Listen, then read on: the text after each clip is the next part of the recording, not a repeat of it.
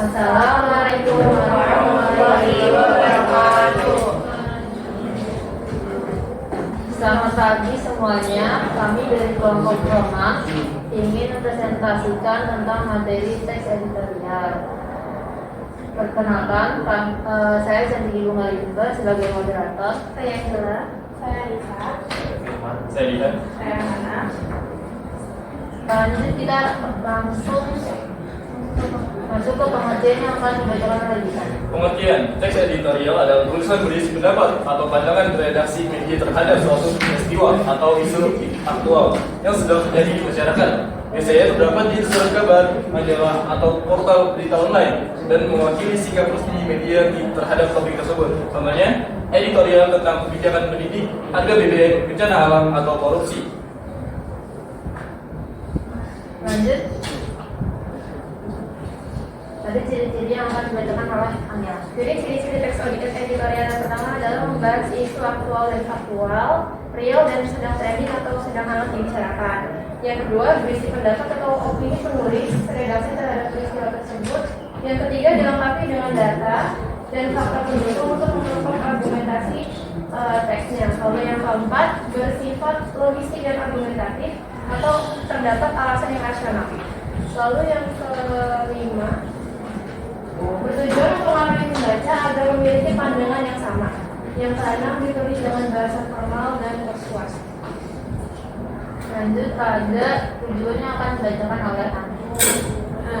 Tujuan teks editorial itu yang pertama untuk menyampaikan pendapat atau sikap media terhadap suatu isu. Biasanya isu-isu yang lagi viral atau yang lagi hangat lah. Yang kedua, teks tujuannya itu bisa mempengaruhi atau membentuk opini publik. Yang ketiga, bertujuan untuk memberikan analisis dan solusi terhadap masalah yang dibahas. Yang keempat, bukan cuma menyampaikan pendapat aja, tapi juga mengajak kita para pembaca untuk berpikir kritis dan peduli terhadap isu-isu yang sedang. Selanjutnya ada macam-macam teks editorial. Pertama, teks editorial interpretatif. Teks editorial ini menjelaskan makna suatu peristiwa secara mendalam agar pembaca memahami latar belakang dan dampaknya. Contohnya adalah editorial tentang penyebab kenaikan harga bahan pokok. Yang kedua, teks editorial argumentatif. Teks editorial ini menyampaikan pendapat dengan argumen dan bukti untuk membujuk pembaca agar setuju. Contohnya, editorial yang mendukung program pemerintah tertentu. Ketiga, teks editorial eksplanatif atau informasional. Teks editorial ini fokus memberi penjelasan tentang isu tanpa berpihak dan lebih bersifat informatif. Contohnya, editorial yang menjelaskan dampak sosial dan kemajuan teknologi. Ini ada manfaat editorial. Yang pertama itu membantu membaca memahami isu aktual dengan lebih dalam lagi. Terus yang kedua ada mendorong membaca untuk berpikir kritis dan juga terhadap berita-berita yang lagi viral. Yang ketiga menjadi sarana pendidikan opini masyarakat.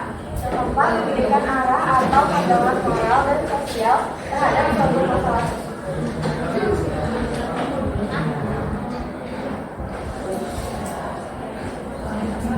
Lalu selanjutnya ada faedah pembahasaan. Itu yang pertama ada kata fundamental. Kata fundamental ini menunjukkan pendapat seperti berpendapat, meyakini, menilai, dan juga berasumsi.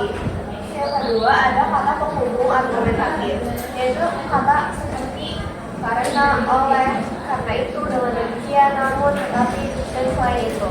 Ketiga ada kata benda abstrak, yaitu seperti keadilan, kebebasan, dan kemanusiaan. Yang keempat ada kalimat persuasif yang dimana mengajak pembaca. Contohnya itu kita seharusnya mendukung. Yang kelima ada bahasa formal dan sesuai ejaan yang benar.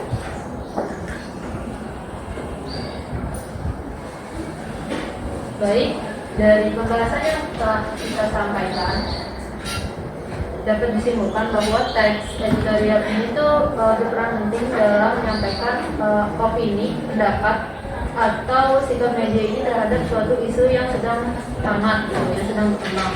Nah, melalui teks editorial juga masyarakat ini tuh diajak untuk berpikir kritis, memahami berbagai sudut pandang, dan menilai kebenaran suatu peristiwa ini secara objektif. Jadi tidak dalam hanya satu sudut pandang, tapi berbagai sudut pandang.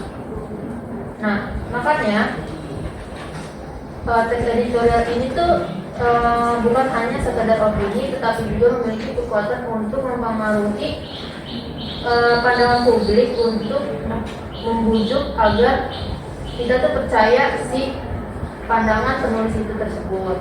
Nah, makanya penyusunan teks editorial ini juga harus berdasarkan data yang akurat, logika yang kuat, dan etika yang bertanggung jawab si penulis ini.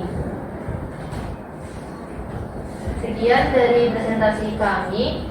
Mohon maaf jika ada kurang dan salah perkataan. Wassalamualaikum warahmatullahi wabarakatuh.